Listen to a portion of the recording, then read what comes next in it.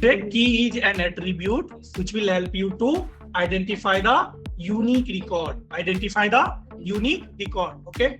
It will help you to establish the relationship between tables. Now the question is, suppose this is your student table. This is your attendance table. Okay.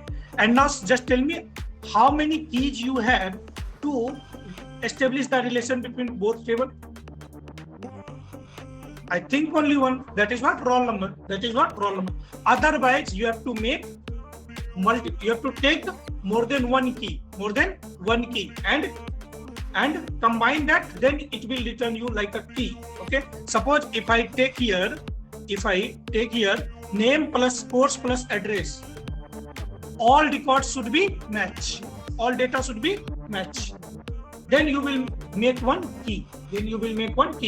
In our upcoming session, we'll learn about the types of keys, so don't worry. Okay, we'll understood about types of key.